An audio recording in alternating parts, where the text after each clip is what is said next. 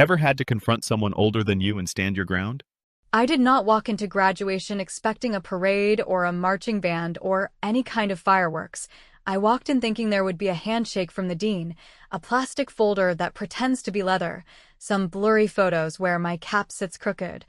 and afterward a family lunch where we would all be a little tired and a little proud, and then maybe later that night I would scroll through the predictable posts and hit like on everyone's caps and gowns while promising myself I would not compare.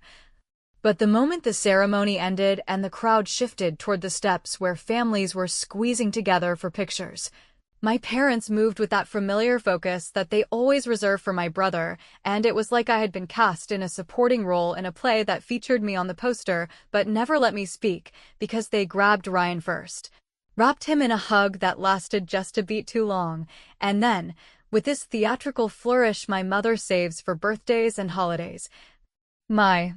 Dad pulled out a glossy envelope and said, loudly enough for the line of people next to us to turn and smile, that this was a little something to help him start his life, and Ryan opened it, and I watched his eyebrows jump and his mouth split into a grin. And when he said Europe, I heard the little gasp my mom made, like she had surprised herself with her own generosity, and I told myself to breathe and to wait my turn and to not make this about keeping score because who wants to be that person? On a graduation day, I stood there holding my cap like a pizza box while they took photos with him, my mother angling his shoulders like he was a senator or a quarterback, my dad joking about how he would need an extra suitcase for all the memories. And when they finally turned to me with expressions that looked like relief mixed with obligation, I stepped into their arms, and they did hug me. To be fair, they did say they were proud, in the same tone you use when you thank a cashier who remembered to print the receipt, and then my mom slipped me a tiny folded note that felt like a fortune cookie strip someone had been carrying too long, and she said to read it later, which, in our family, always means something awkward is coming. And my stomach went cold the way it does when your phone buzzes with a message from a number you do not have saved, and I told myself, again, not to make a scene, not to give anyone the headline they were fishing for, not to hand them proof that I am the dramatic one. We took more pictures than any of us will ever frame. My dad complained about parking. My mother kept refreshing a group chat to see who had commented on Ryan's trip, and I found myself laughing in the right places and posing the right way and saying the right lines. And I did not open the note in the stadium or in the parking garage or on the sidewalk because I understood that whatever was inside would not be something I could swallow with a smile, and I wanted them to have their day, and I wanted to give myself the small mercy of privacy when the punch landed, so I waited until the noise faded and the cap hair and the tassel itch could just be funny later, and I sat down on the edge of my bed, still in the dress I bought on sale because I thought it looked like a person who is going somewhere, and I opened the paper they had folded like it needed to be discreet when really it was just cruel.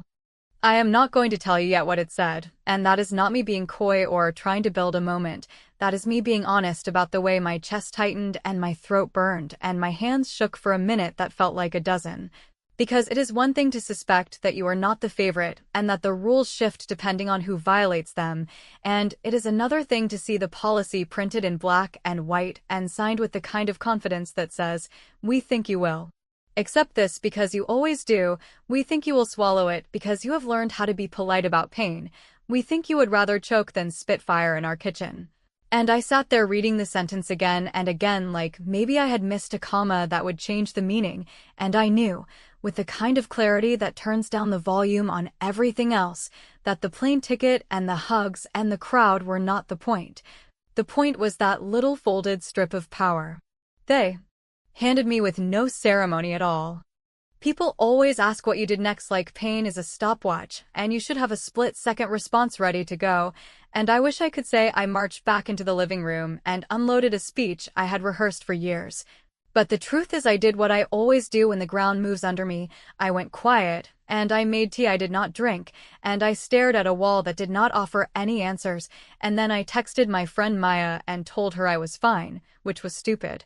And then I put the note under a book like I could smother it, and then I picked it back up and smoothed the crease and read it one more time because sometimes you have to make sure the wound is real before you treat it, and that was when the first clean thought cut through the fog. which was that if they were willing to put this in writing, then they had either underestimated me or overestimated their control, and either way that was interesting.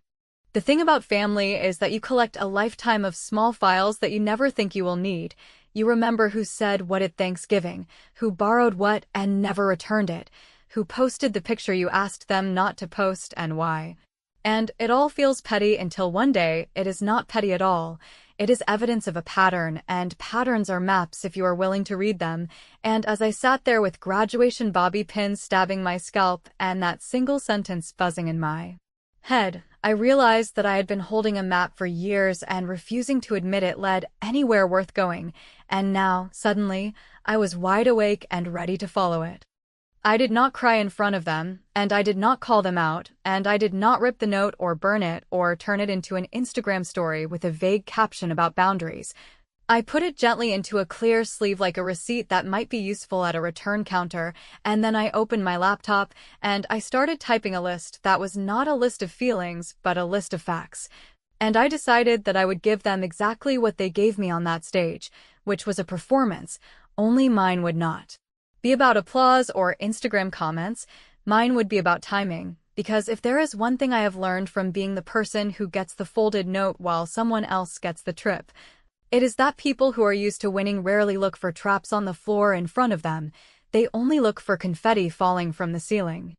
By the time the group chat blew up with photos of Ryan holding his plane ticket like a trophy, I had already sent 2 emails and scheduled 1 meeting and bookmarked 1 page that would matter later. And when my mother texted me a heart and said, "You know we love you,"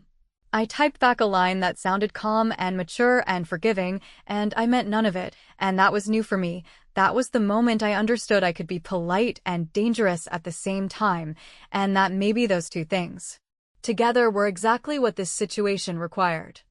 I know you want to ask what the note actually said and why it hit so hard and how it could possibly justify what I am thinking of doing, and I will tell you, but not yet. Because if I put the whole sentence on the table right now, you will think the story is about that one sentence, and it is not. It is about the way I finally learned to read what my family had been writing in invisible ink for years. And it is about the way I decided to stop asking for my share and start taking back what should have been mine. So if you are still with me, take a breath and stay here, because tomorrow morning I am going to smile and bring pastries and say I am so happy for Ryan's trip, and while they are eating and nodding, I am going to set up the first piece of something that will look like nothing at all until it looks like everything. The morning after graduation, I played the part they expect from me, the daughter who keeps the atmosphere calm and the group chat pleasant, the one who smooths, softens, and fills in gaps. So I brought a box of pastries from the place my dad thinks is overpriced and my mom calls her little indulgence. And while they made jokes about calories in Ryan's trip itinerary and whether he should pack a second pair of shoes or just buy everything overseas like a carefree traveler, I nodded and asked normal questions and kept my voice level, because I had already decided that the only thing I would show them today was good manners, and the rest of it, the part of me that had not slept and had already made a checklist, would stay quiet while I did the one thing I know how to do better than anyone in this family, which is observe without warning anyone that I am paying attention. I started in the place where the truth always hides in modern families that like to act transparent, which is the shared drive that holds old tax files and scanned report cards and insurance cards and a dozen versions of a family budget spreadsheet my dad updates more for the performance of responsibility than for accuracy.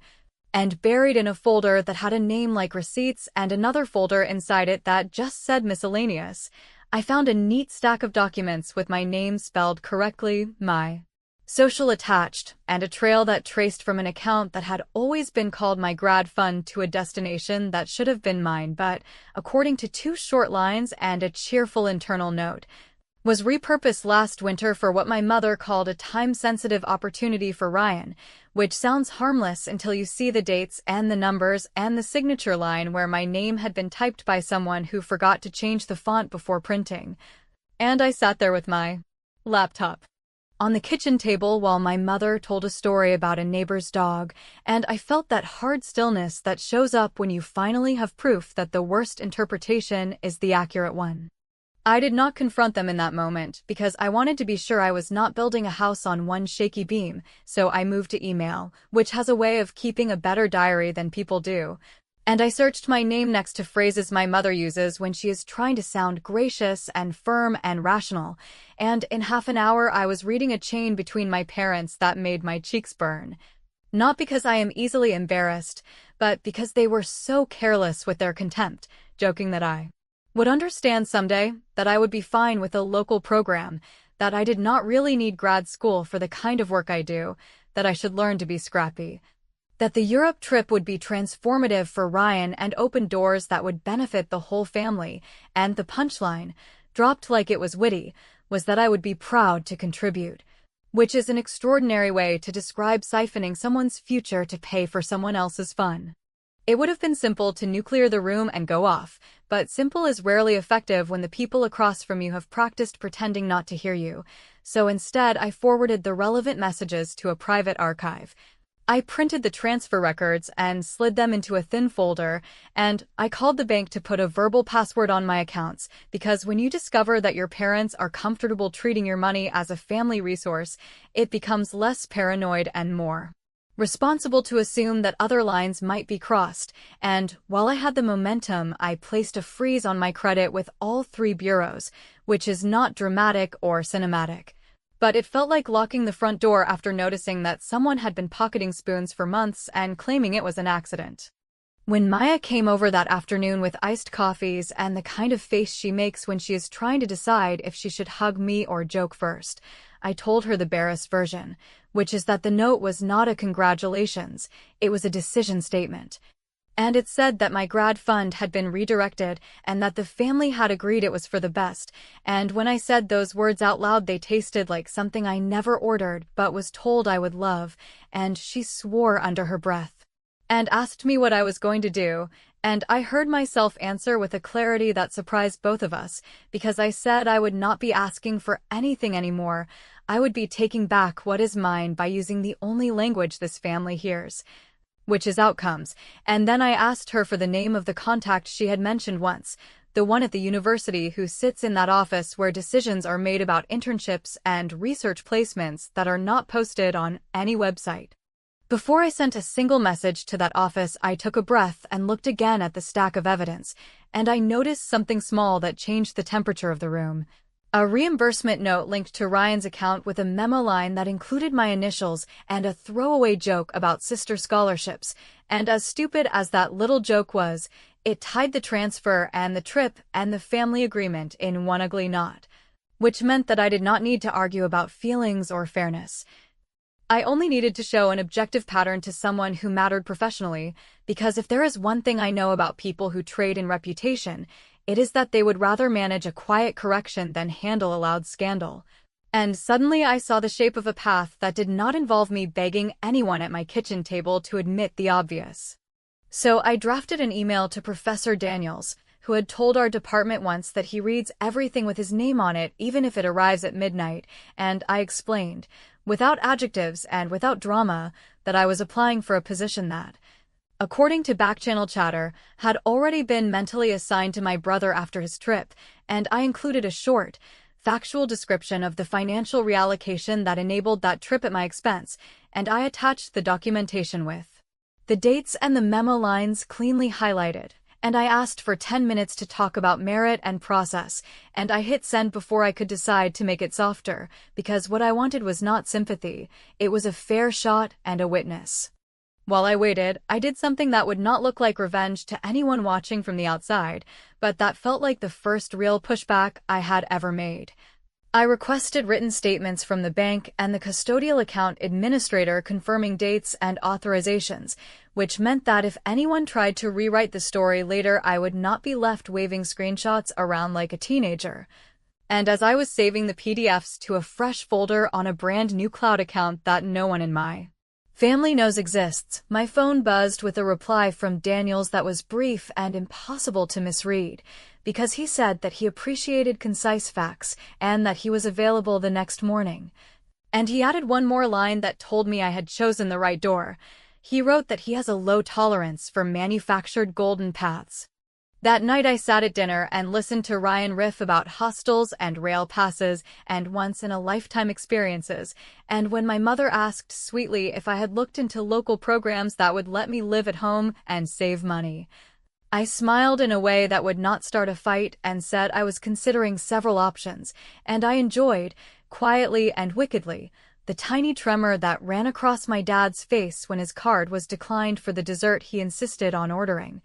Because a temporary freeze on a shared card is a small thing that can be fixed with a phone call, but it sends a message to anyone listening closely that the old pattern just got interrupted. And when I caught Ryan's eye, he made a joke about fraud alerts, and I laughed like it was all a mix-up. Because the longer they believed I was still playing my usual role, the more room I had to finish what I had started. I am not pretending this makes me a saint or a hero, and I know some people will say I should have handled it with a family meeting and a calm voice, but I have tried the calm voice for years, and it has never moved a single needle. So tomorrow I will sit down in an office where outcomes are decided, and I will lay out a story that requires no adjectives at all, and if it goes the way I think it will, a door that Ryan assumed would swing open for him is going to stay shut while another one opens for me, and when that happens I will not be raising my voice or breaking a plate. I will be updating my calendar and taking a call I have been waiting to take for a very long time, which is why, before I go to bed, I am going to slide that folded note back into its sleeve and put it in my bag, because when Professor Daniels asks me why I am angry, I am going to read it aloud and let him decide whether the next step should be quiet or public. The meeting with Professor Daniels did not look like a showdown, and it did not feel like a rescue. It felt like sitting across from someone who has already seen 100 versions of your story and has learned to listen for the parts you are scared to say out loud. And as I laid out the timeline of the transfers, the memo lines, the cheerful email about sister scholarships, and the note that carried the tone of a policy memo rather than a congratulations, he stopped me only to clarify dates and access points, not to nudge me toward forgiveness or to suggest that this was a misunderstanding, which mattered because when someone who handles outcomes nods at facts without flinching, you can feel your backbone return to its original setting. And when I finished, he leaned back and asked the question that set the rest of this in motion, which was whether I wanted him to intervene or whether I wanted a fair lane where I could simply win on merit with eyes watching the clock. I told him I wanted the lane, and I wanted the clock, and I wanted any gatekeepers who believe in soft nepotism to have to write down their reasons if they chose to bypass me, and he smiled in a way that was not warm but was absolutely on my side. And he said that the placement I was targeting would be reviewed by a committee that included one external partner who cared a lot about process, because he donates quietly and hates being embarrassed, and if I was willing to build a case that was strictly professional, with references, deliverables, and a timeline that made sense, then he would move the decision up and hold it until I was in the room, and he added that if certain information about a certain applicant arrived from a credible source, the committee would have no choice but to weigh it, which was not a nudge to go dirty. It was a reminder that fairness includes examining character when the role touches sensitive work.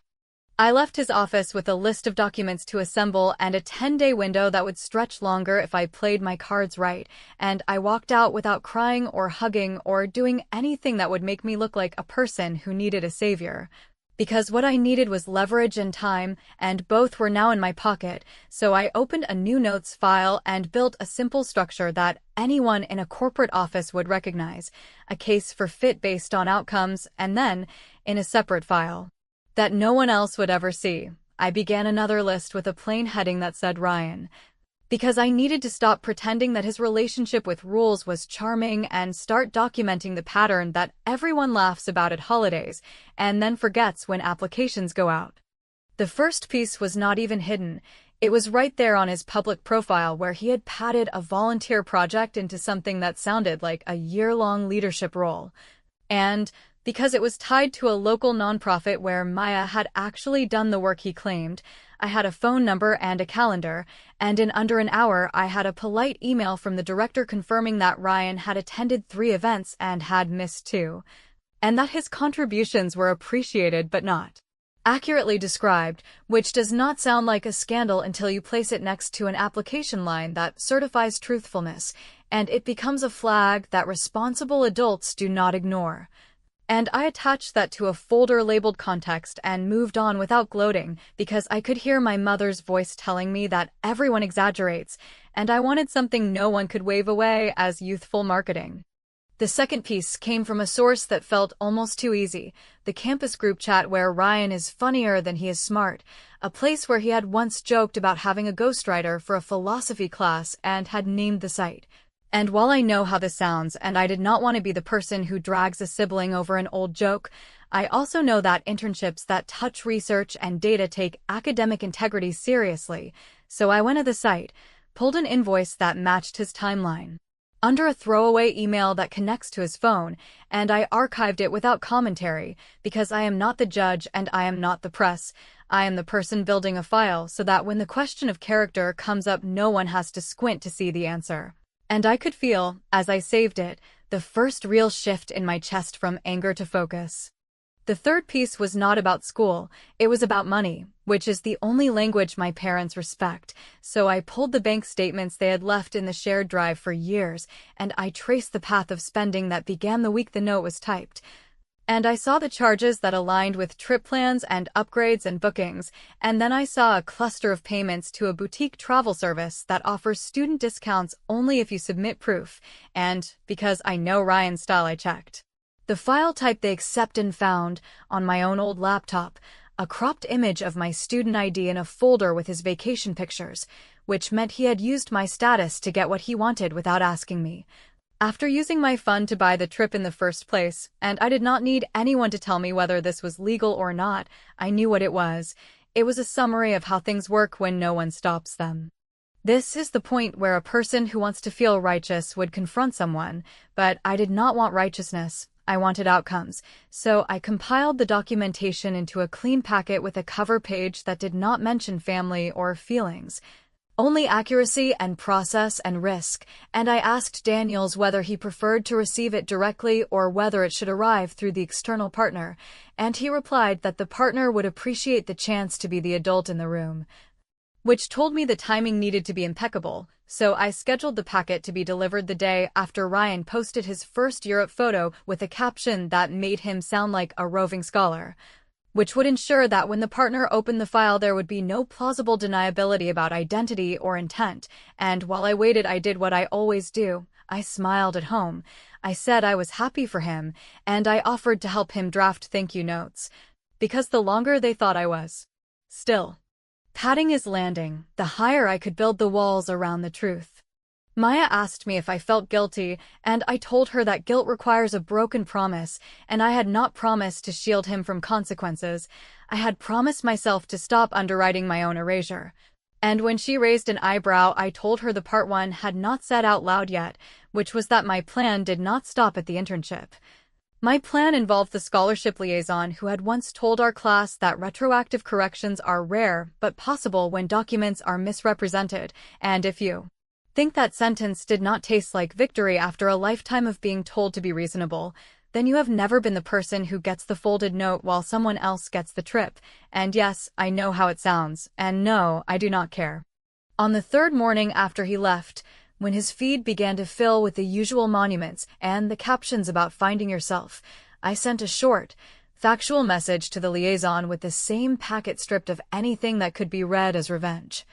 And I added a single line asking for guidance on ethical reporting because I did not want to be viewed as a sibling with a grudge. I wanted to be a candidate who respects the system more than the story my family tells about itself, and as soon as I hit send, my phone lit up with a new email from the external partner's assistant requesting a call that afternoon, and for the first time since graduation I laughed, not because anything was funny, but because the sound that left my mouth was new. It was the sound of someone who finally realized that patience is not weakness when you know exactly where the floor is going to drop. If you are wondering whether I am about to blow this up with a dramatic speech in my parents' kitchen, I am not, because the next move is not a speech. It is a meeting where 3 adults will discuss process and reputational risk. And I will bring my folder and my calm voice and the note that started this, and when I leave that room something will have shifted in a way no apology dinner could ever accomplish, which is why, before I close my laptop tonight, I am going to make one more call that will pull a string Ryan does not even know is connected to him, and when that call is returned, the clock on his golden path will start ticking in a way he has never heard before. What happened next did not look like revenge, and it did not feel like triumph. It felt like a week of extremely boring adult tasks lined up in a row and executed with the patience of someone who has finally decided that quiet paperwork, strategic silence, and carefully timed calls are sharper than any monologue delivered at a family dinner. So while Ryan posted photos that looked like ads for a life that always seems to arrive gift-wrapped for him, I spent my mornings in small offices that smell like coffee and printer toner, and my afternoons on calls where people speak in phrases like risk profile and process integrity, and my evenings at my desk writing the kind of deliverables memo that makes committees lean forward. Because if I have learned anything from years of being told to be reasonable, it is that the most unreasonable thing you can do to a rigged game is to know the rules better than the people who wrote them. The external partner's assistant put me on a calendar for a case review that would precede the internship decision, and while that sounds dramatic, it was simply a half-hour slot where I would present a plan tied to measurable outcomes and answer a few questions about scope and ethics, which is exactly the kind of room I like, because there is nowhere to hide and nowhere to spin.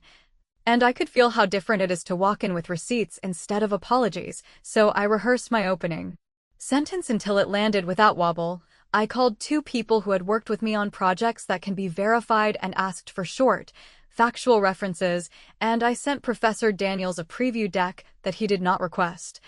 Not because I wanted to impress him, but because I wanted to remove any excuse for delay, and he replied with one line that told me the timing was tightening. He wrote that the committee would advance the meeting if an integrity flag arrived before Ryan's return.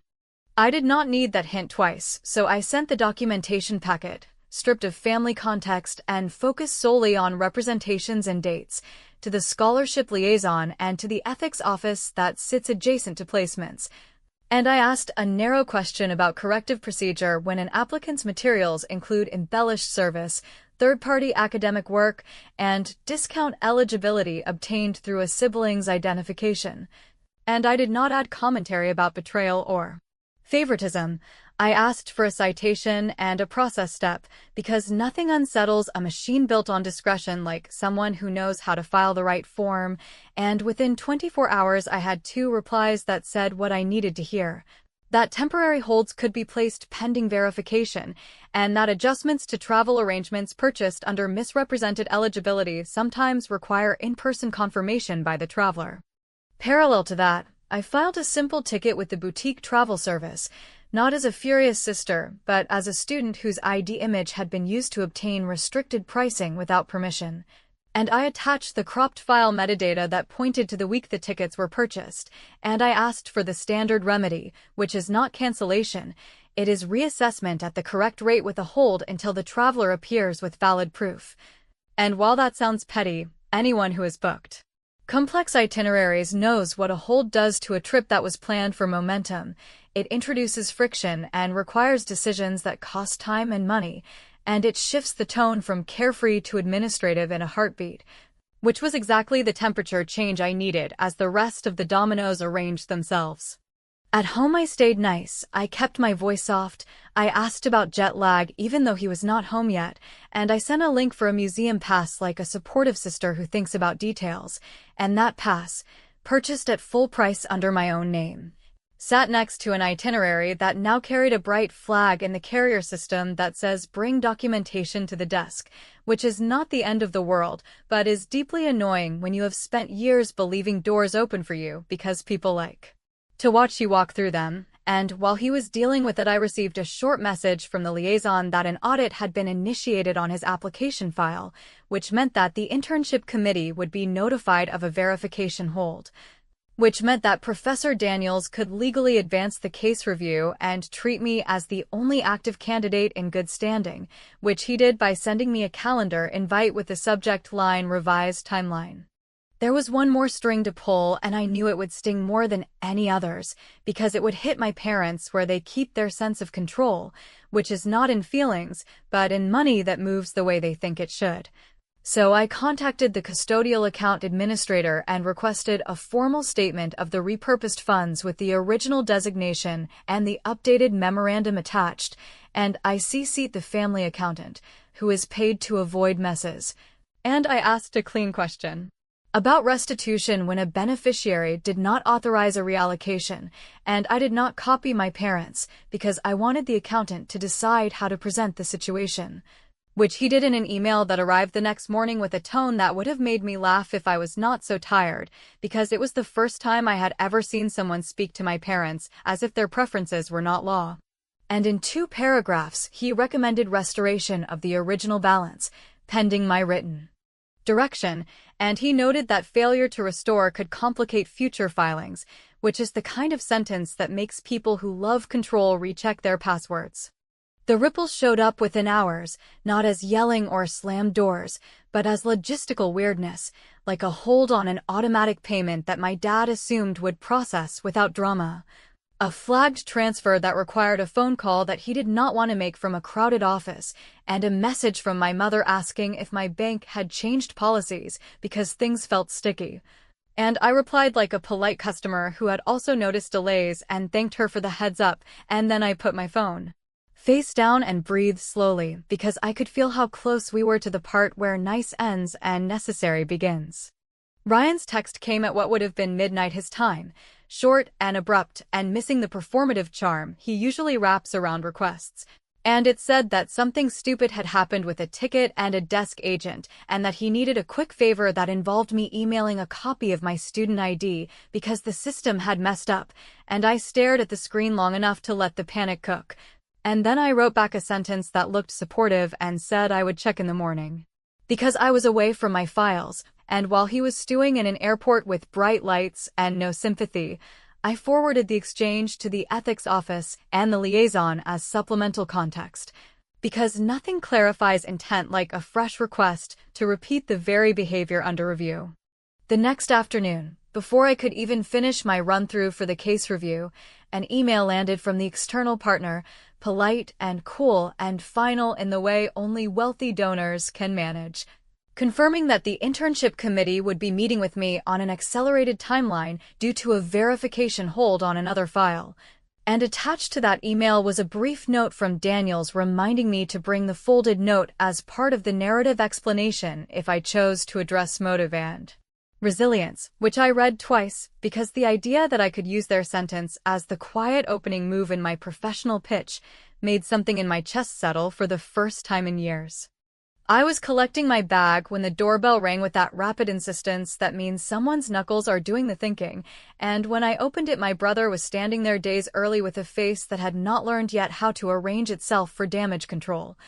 And behind him, in the driveway, my parents sat in the car with the engine on like they were ready to speed away if the conversation did not go the way they had planned, and he said my name in a tone that mixed demand and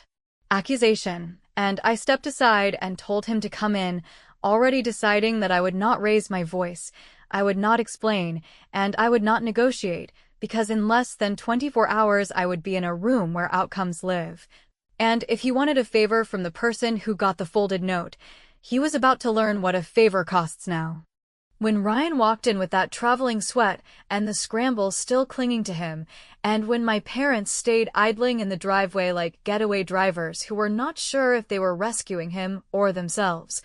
I felt the familiar pull to smooth the edges and offer the easy fix. Yet I held the line I had drawn for myself the night I read the note, because this was not about being generous for the sake of peace. This was about redefining the price of access to me. So I asked him to sit. I set a glass of water on the table because that is what people do when they have the upper hand and do not need to perform victory, and I told him, calmly and without decoration, that I would not send a single file or make a single call to help him unjam his trip or unfreeze his application until 3 specific things happened, all of them clear and all of them within his control if he was half the adult he claimed to be. And as I listed them I watched his face cycle through the stages of someone who is not accustomed to being handed terms. I told him, first, that our parents would restore the funds to my account in full and in writing, not as a favor and not as a promise whispered in a kitchen that never remembers. but as a formal reversal documented by the administrator and acknowledged by the accountant, and I told him, second, that he would send an email that evening to the internship committee and the ethics office, short and factual,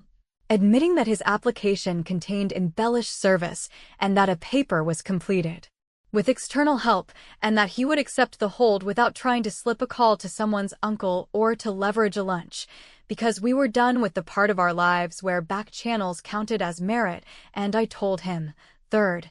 that he would not use my identity for pricing or clearance ever again, and that he would confirm in writing to the boutique service that the student ID on file was not his, and that he had already been informed of the correction, which he had, by the way, in the form of a notice he was trying to outrun with his sister's favor. He started with bluster, because of course he did, and then he tried the mood he uses on mentors who like him. And when that did not move me, he shifted to the injured tone that always gets our mother to wrap the whole thing in a story about family needing to stick together, and after a few minutes of circling, he finally said the quiet part. That if I did not help him now he could lose everything, which was the first true sentence he had said since the doorbell rang, and I replied with a sentence that made his eyes narrow like he had not met me until that moment. I said that if he did not own what he had done then I would lose everything again and again, because a lie that benefits a family tends to be repeated until someone makes it expensive. And since empathy was not getting me anywhere, I chose cost, which landed.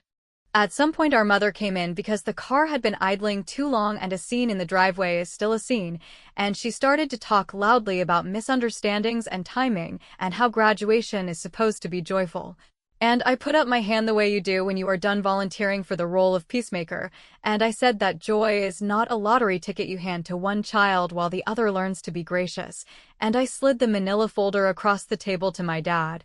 The one with the administrator's statement, the transfer records, the travel service notice, the volunteer director's email, the invoice for ghostwritten work, and the printout of the scholarship policy that mentions misrepresentation and corrective action. And I told him that if he preferred to handle this privately, I was offering him the chance, but that the people who now have these documents are not moved by family anecdotes about resilience and scrappiness, they are moved by process, and in process, I am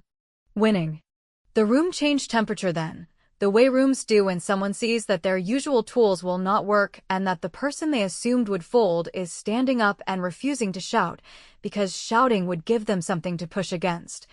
And quietly insisting on terms leaves them with no enemy, only choices, and my dad asked for time, which is his favorite word, and I told him he could have exactly as much time as it takes to draft the restoration instruction and to ask the accountant to send confirmation to me, and he pulled out his phone because the drive for control is not cured by a single conversation, it is only managed by consequences, and he made the call while my mother whispered to Ryan that this was just a bump.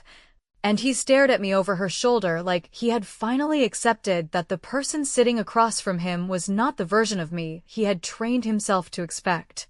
When the email from the accountant landed with the restoration confirmation and a schedule for the transfer, I opened it and read it, and then, because I have finally learned to say yes to what I want without apologizing for wanting it, I looked at Ryan and asked him whether he was going to write the message to the committee himself or whether he wanted me to dictate it, and this is the part where someone will say I pushed too far, and maybe I did, and I am fine with that, because his message was not a confession wrung out of him in a dark room, it was a direct acknowledgement of facts already documented, framed as a correction that respected the committee's process, and I was explicit that he should not drag my name into it, that he should not try to smear me as vindictive or jealous, that he should simply do the one thing no one in this family ever wants to do, which is tell the truth without dressing it up in a fairy tale about intention. He typed the email while I watched, not because I do not trust him to hit send, but because I do not trust the part of him that only learns from friction.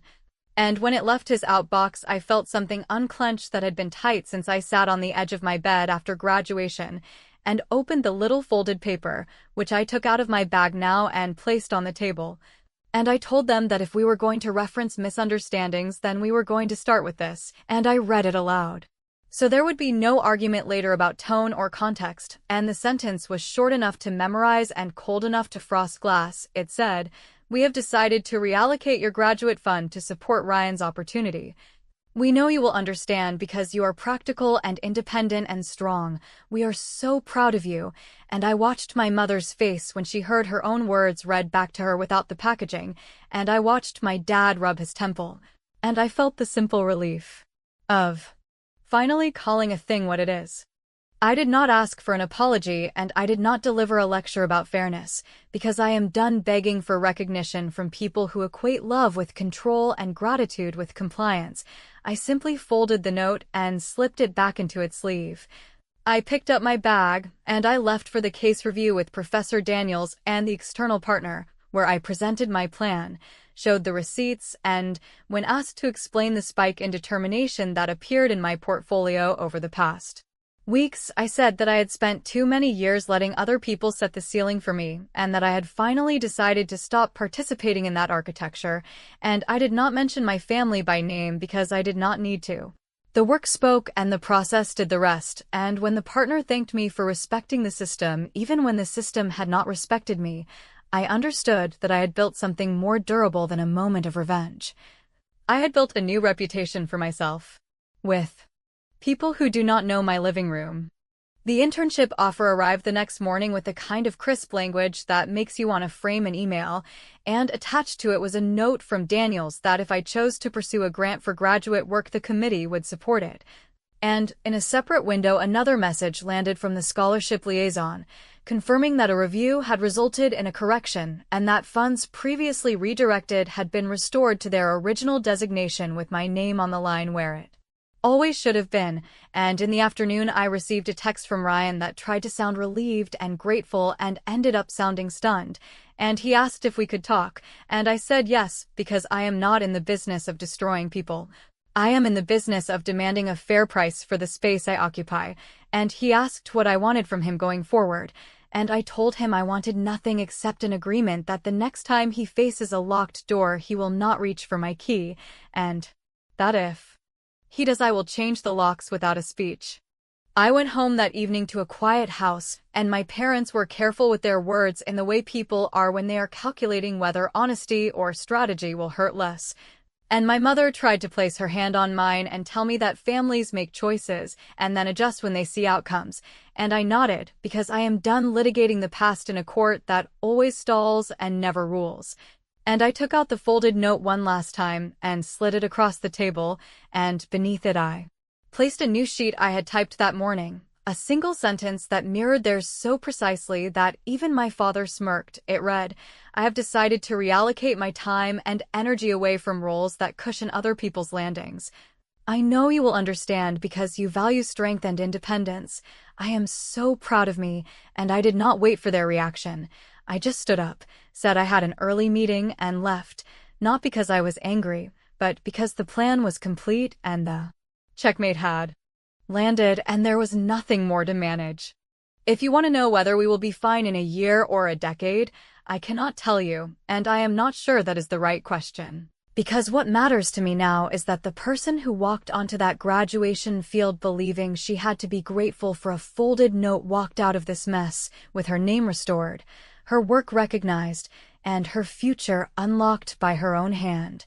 And if that sounds like arrogance to people who never had to negotiate for their own worth with the people who raised them, so be it, because I did not set out to burn anything down. I set out to make the cost of erasing me higher than the cost of seeing me, and in the quiet that followed, when the emails were sent and the transfers processed and the internship locked, I understood that the victory was not in the punishment, it was in the revaluation, and that is why, when I looked at the little paper that started all of this, I did not shred it or frame it. I filed it, not as a wound, but as a receipt.